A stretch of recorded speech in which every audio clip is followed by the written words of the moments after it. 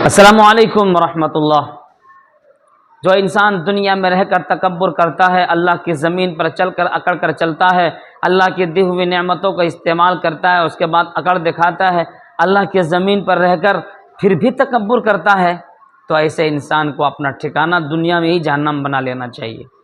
اس لیے کہ کبریائی، بڑائی صرف اللہ تبارک و تعالیٰ نے اپنے پاس رکھی ہے۔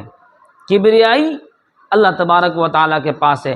اگر دنیا میں کوئی انسان 4 پیسہ خرچ کر کے اپنے آپ کو بڑا سمجھتا ہے، اگر دنیا میں کوئی انسان 2 روپے خرچ کر کے اپنے آپ کو بڑا سمجھتا ہے اور تکبر کرتا ہے، تو ایسے انسانوں کو کیا کہنا، ایسے انسانوں کو کیا کہنا جو اپنے مال کو ضائع کر رہا ہے۔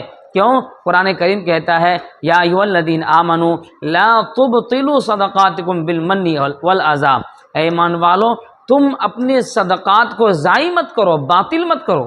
اب سوال ہوتا ہے ضائع اور باطل کا کیا مطلب ہے؟ لا تبطلوا صدقاتکم بالمن والعذاب، احسان کے ذریعے سے۔ اب احسان کون جتاتا ہے؟ جس کے پاس مال ہوتا ہے وہ خرچ کرتا ہے، اس کے بعد وہ احسان جتاتا ہے کہ میں نے تمہیں فلاں وقت میں کام دیا تھا، میں نے تمہیں فلاں وقت میں کام دیا تھا، میں نے تمہیں فلاں وقت میں کام دیا تھا۔ اور جب آپ نے احسان جتا دیا تو اس کے بعد آپ نے جو خرچ کیا، اگر اچھی نیت سے بھی خرچ کیا ہوگا تو بھی آپ کو گناہ ملے گا، کیونکہ آپ نے دینے کے بعد احسان جتایا۔ احسان جتانا نہیں ہے، ایسا دینا ہے کہ ایک ہاتھ سے دے دوسرے ہاتھ کو پتہ نہ چلے۔ والعذا، اور تکلیف دے کر۔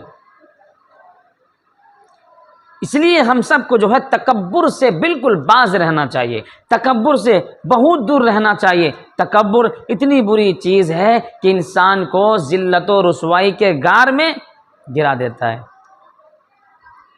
تکبر اللہ کے ساتھ خاص ہے، اس لیے ہم سب تکبر سے بچیں گے۔ تکبر بالکل نہیں، ایک دم نرم مزاج کے ساتھ، نرمی کے ساتھ اللہ کی زمین پر چلیں گے، نرمی کے ساتھ اللہ کے مخلوق سے ملیں گے۔ اور اس دنیا میں جتنے بھی انسان ہیں، چاہے وہ کسی بھی کاسٹ کو ہو، آپ گری نگاہ سے کسی کو نہیں دیکھ سکتے ہیں۔ اگر آپ کے گھر میں کوئی نوکر بھی ہے، کوئی کام کرنے والی بھی، وہ بھی انسان ہے،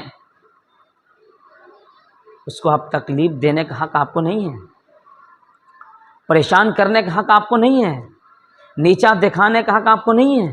آپ کون ہوتے ہیں اس کو نیچا دکھانے والے، حقیر سمجھنے والے؟ نہیں، بالکل نہیں۔ ہر انسان برابر ہے۔ اللہ کے رسول صلی اللہ علیہ وسلم نے یہی تعلیم تو دی ہے۔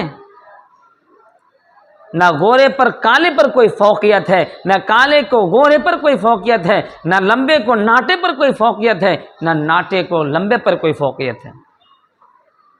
اللہ کے رسول صلی اللہ علیہ وسلم کی تعلیم کو جب تک اپنی زندگی میں نہیں لاؤ گے تو یہ فرق نہیں مٹے گا۔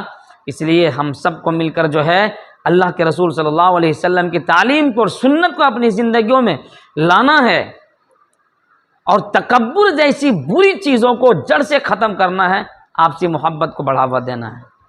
اللہ تعالی ہم سب کو سننے سے زیادہ عمل کی توفیق عطا فرمائے۔ السلام علیکم ورحمۃ اللہ وبرکاتہ۔